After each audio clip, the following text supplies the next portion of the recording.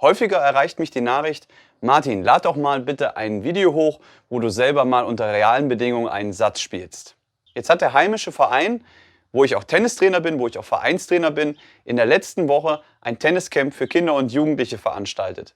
Und da gibt es einen Event-Donnerstag, und bei dem Event-Donnerstag wurde ich gefragt: Würdest du gegen deinen Mannschaftskollegen Christopher Arment denn mal eine Art Showmatch, eine Art Showkampf machen? Und da habe ich die Gelegenheit einfach mal genutzt, dieses Match in einer ordentlichen Perspektive für euch aufzunehmen.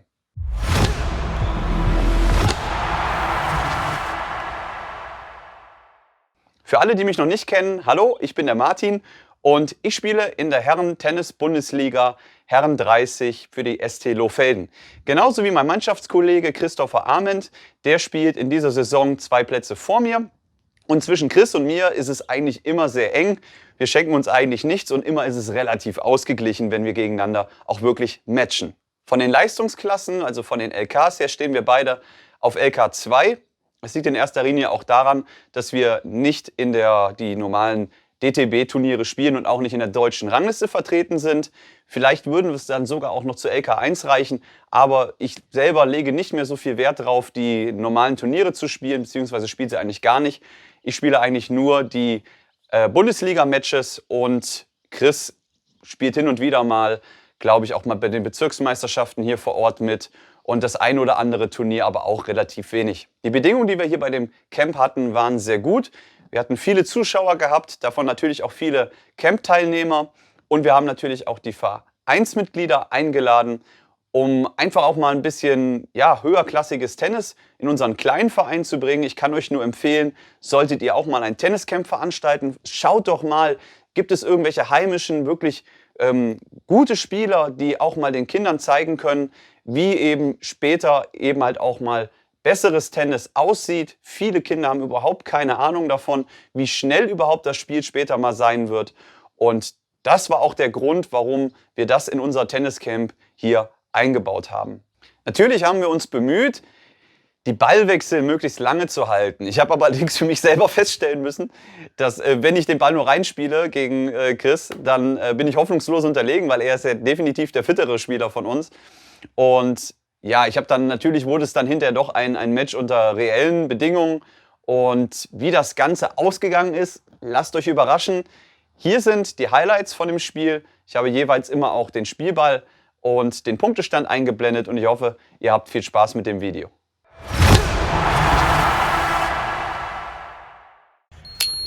So, ich habe mir gedacht, ihr bekommt mal einen kleinen Live-Kommentar von diesem Spiel, weil im Hintergrund natürlich extreme Lautstärke war, weil da war gerade eine landwirtschaftliche Maschine unterwegs und ja, vielleicht ist es für euch ein bisschen angenehmer, wenn ich das Ganze hier mal so ein bisschen kommentiere.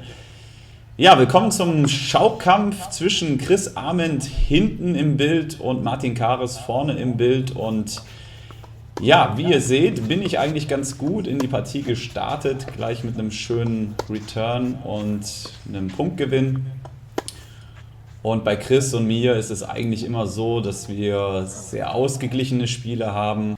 Chris ist auf jeden Fall einer der besten Konterspieler, die ich kenne, also verteilt die Bälle sehr gut und kann sich unheimlich gut aus druckvollen Situationen lösen. Ich bin mit Sicherheit der etwas schnellere Spieler von beiden, gehe häufiger auf den Punktgewinn und dadurch wird es eigentlich immer ein ganz gutes Spiel zwischen uns. Und jetzt seht ihr gleich auch mal meinen Paradeschlag, nämlich die Rückhand Longline, hier wunderbar aus der Defensive gespielt und gleich die Chance zum Break gehabt im ersten Spiel.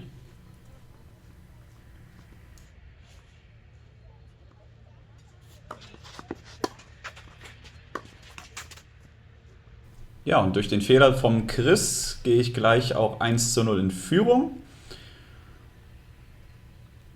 Und ja, darauf folgendes Aufschlagspiel, 15:0 für mich, habe ich wie gesagt eigentlich auch ganz gut gestartet. Und hatten wir jetzt hier einen schönen Ballwechsel, wo man mal ganz gut sieht, wie der Chris die Bälle verteidigt, wie er aus der Defensive wunderbar auch wieder in die Offensive kommt und hat mich hier wunderbar ausgespielt. Jetzt hier ein Ballwechsel, wo man vielleicht auch mal ganz gut meine Stärke sieht. Ich halte den Chris jetzt hier ganz gut in der Rückhandecke und warte auf einen kurzen Ball von ihm, der dann auch kommt, und dann kann ich mit meiner Vorhand eigentlich aus fast jeder Position aus dem Feld den direkten Punkt schlagen. Trotzdem gab es dann Spielball für den Chris, und hier sieht man auch mal ein bisschen die Kehrseite der Medaille. Mit meiner Spielweise unterlaufen mir halt hin und wieder auch viele unerzwungene Fehler, die mich jetzt hier das Spiel kosten. Also 1-1 und weiter geht's. Ja, hier der Stoppversuch vom Chris. Ich kontere ganz gut und dann bin ich eigentlich schon auf dem Weg in die falsche Ecke, aber er legt den Vorhand-Cross dann, Gott sei Dank, aus meiner Sicht zur Seite, und dann holt sich Chris das 2-1 und weiter ging es dann. Hier wieder leichter Fehler von mir, lief dann nicht so gut in dieser Phase. Chris ging mit 3-1 nach vorne. Und in der Folge hatte ich dann Spielball wieder und konnte dann von einem leichten Fehler vom Chris hier profitieren. Also Ausgleich zum 3:2. Und in der Folge sollte ich ja doch schon so ein bisschen jetzt das Spiel ein bisschen aus der Hand geben. Habe viele einfache Fehler gemacht und Chris hat da in dem Moment halt auch ganz gut gespielt. Hier ein schöner Ballwechsel, wo er mich ganz gut, glaube ich, ausspielt. Ja, und ich wieder den leichteren Vorhandfehler mache.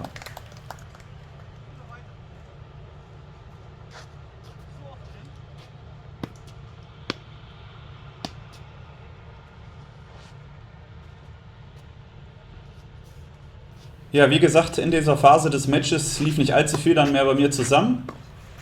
Chris hat dann halt auch gut gespielt. Jetzt müsste gleich ein schöner Vorhand-Winner von ihm kommen, genau. Und dann gab es bei 15:30 einen schönen Spielzug von mir, Aufschlag nach außen und der Rückhand Longline, wie gesagt, ein absoluter Paradeschlag. Spiele ich unheimlich gerne und klappt in der Regel auch ganz gut. Trotzdem dann wieder ein, zwei leichte Fehler, die mich dann wieder das Spiel kosten. Hier Chris erhöht auf 4:2 und hat dann im anschließenden Aufschlagspiel ja, wieder leichtes Spiel gegen mich, worauf er dann 5:2 vorne lag, und ich habe mir dann in der darauffolgenden Pause einfach mal überlegt, dann auch die Spieltaktik etwas zu ändern, doch noch ein bisschen offensiver zu spielen, und der Plan sollte, ich darf es vorwegnehmen, ganz gut aufgehen.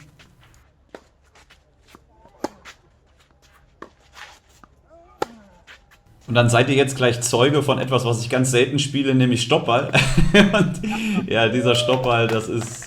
Also ich komme sehr selten damit zum Erfolg. Warum auch immer, im Training spiele ich sie alle wirklich richtig gut rein, und immer wenn es um irgendwas geht, ist es eine Katastrophe bei mir. Ihr könnt es ja mal aus eurer Sicht sagen, wie es bei euch so läuft mit dem Stoppball. Also ich kriege ihn einfach nicht auf die Kette unter normalen Spielvoraussetzungen.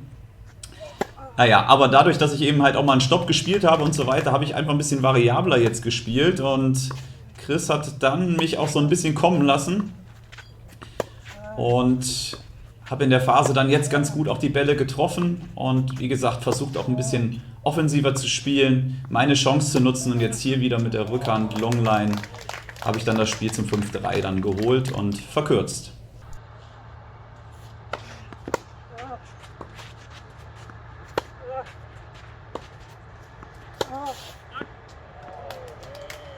Ja, und jetzt hier in den Ballwechseln, auch in dem kommenden Ballwechsel, sieht man ganz gut meine taktische Umstellung. Ich gehe noch früher rein in den Return. Return auch einer meiner besten Schläge, kann man sagen.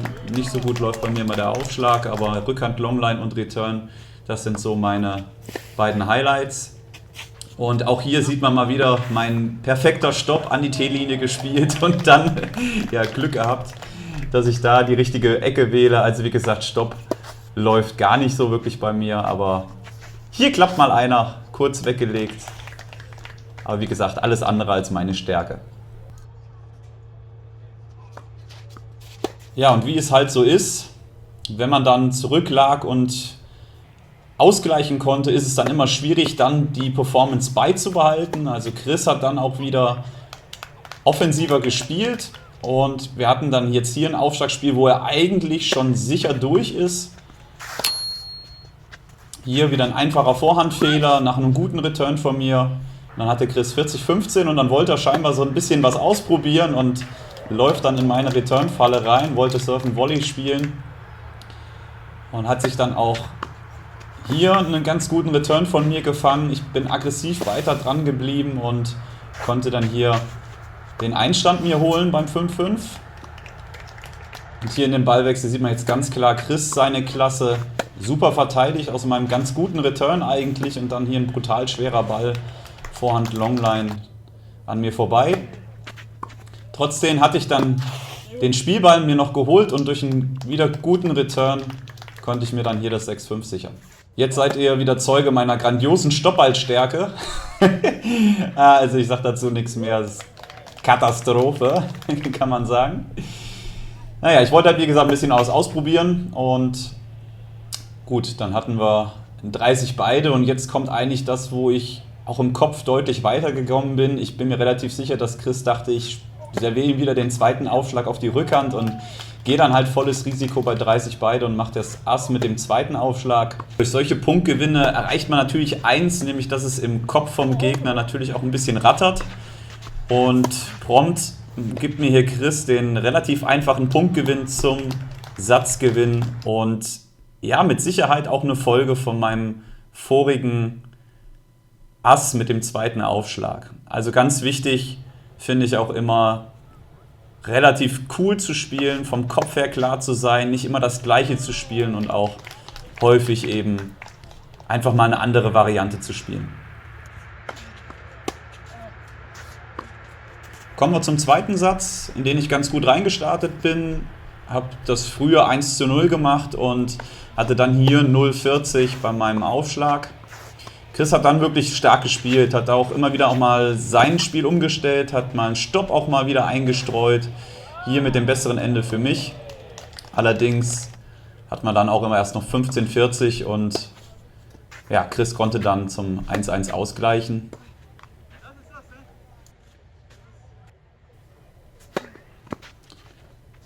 Ja, starker Aufschlag hier von Chris, 40,15. Er wurde jetzt halt auch immer besser. Ist den Bällen auch nachgegangen und konnte zum 2:1 das Spiel machen.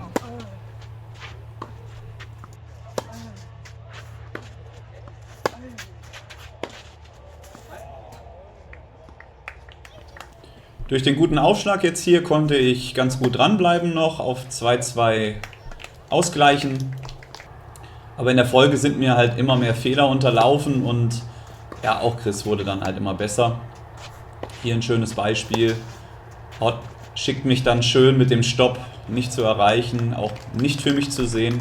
Genialer Stopp von ihm.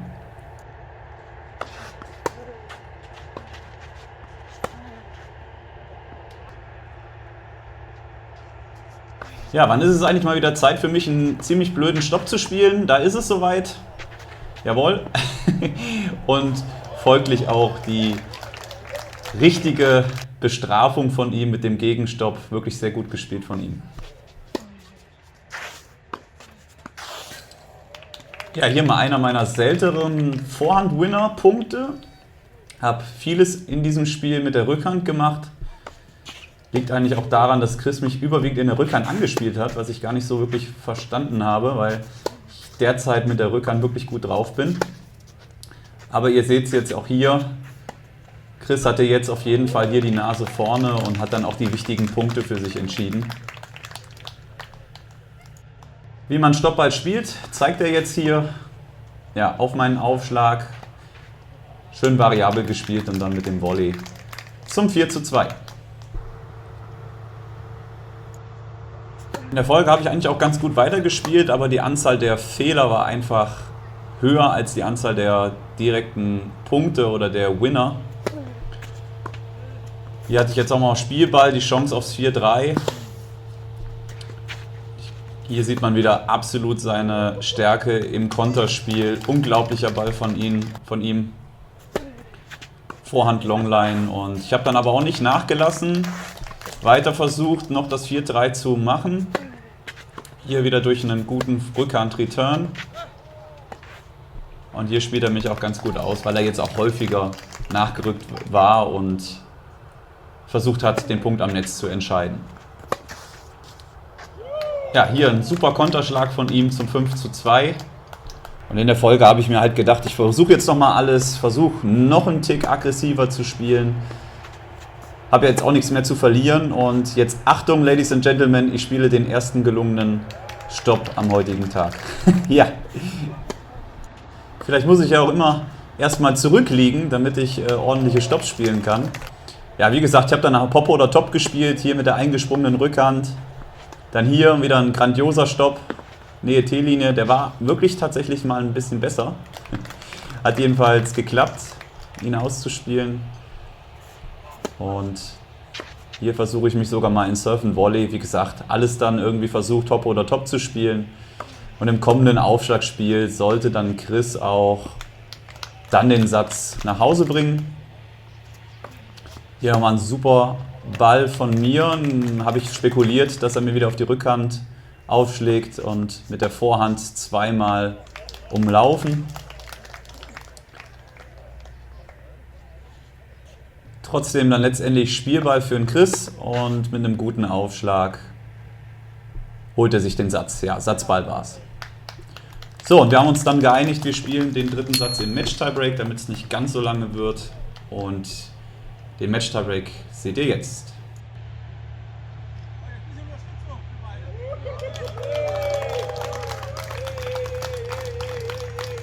Ja, da fordere ich natürlich nochmal die Zuschauer ein bisschen auf, Gas zu geben. Es macht natürlich unheimlich Spaß, vor vielen Zuschauern zu spielen. Das sehe ich auch immer wieder bei uns in Lohfelden. Es gibt einem nochmal den extra Kick und motiviert einen nochmal zusätzlich. Ja, und hier versuche ich jetzt eigentlich einen schönen Tweener, aber ja, den haue ich mir halt volles Rohr an die Schuhe. Ja, im Training funktionieren sie immer, aber jetzt hier nicht. Also 1-0 Chris. Und in der Folge hier wieder Paradeschlag von mir, Rückhand, Longline. Ich bin jetzt dann wirklich aggressiv gewesen. Habe versucht, weiter das Tempo richtig oben zu halten. Und Chris war dann, ja, hier ein bisschen Glück natürlich gehabt mit dem Netzroller zum 3-1 und jetzt später dann auch zum 4-1. Und ja, habe eigentlich den Match-Tiebreak sehr, sehr clever gespielt. Chris hatte dann, glaube ich, 2 Doppelfehler im Match-Tiebreak gemacht, was mir dann natürlich auch nochmal in die Karten gespielt hat. Hier auch nochmal ein Fehler von ihm. Und ja, mit dem Match-Tiebreak war ich sehr, sehr zufrieden. Also da habe ich wirklich sehr, sehr gut gespielt. Und Chris hat hier nicht so ganz zu seinem Spiel gefunden.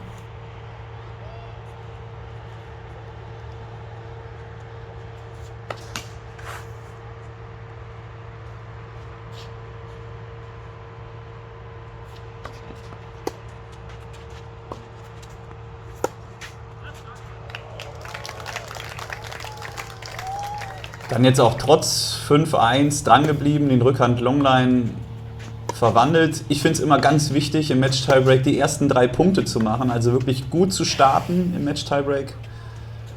Und das ist mir hier auch trotz des Tweener-Fails ganz gut gelungen. Hier ein super Ballwechsel von uns beiden. Einem leider leichten Fehler von mir.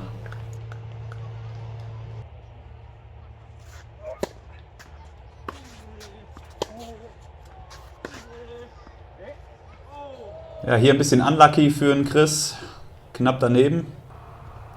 Somit war es dann dabei 8-2 und dann war ich mir meiner Sache doch relativ sicher, wo er mir jetzt hier den Punkt auch noch gegeben hat und dann habe ich aufgeschlagen zum Matchgewinn.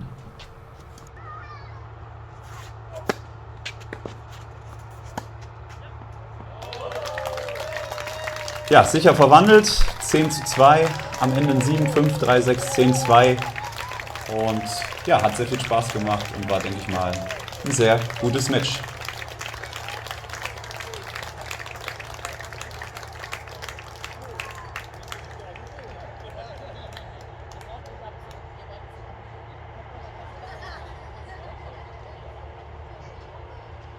Das war mein Match gegen Chris Arment. Ihr seht, es war hinten raus doch sehr spannend und ich würde schon sagen, es war auch ein hochklassigeres Match. Ich bedanke mich vor allen Dingen auch beim Chris, der das Ganze mitgemacht hat, bei diesem Tenniscamp, das für die Kids mitzumachen. Und uns hat es beiden sehr, sehr viel Spaß gemacht. Und vielen Dank auch an die Ausrichter vom Tennisclub Korbach, die das Camp durchgeführt haben und ich glaube, für die ganzen Kinder wirklich eine ganz, ganz tolle Woche auf die Beine gestellt haben. Wir bedanken uns, ich bedanke mich. Danke fürs Zuschauen. Wenn euch das Video gefallen hat, lasst mir ein Like da, kommentiert hier unten drunter, wie ihr das Match gefunden habt. Und ansonsten sehen wir uns beim nächsten Mal. Denkt an die Glocke. Bis dahin, euer Martin.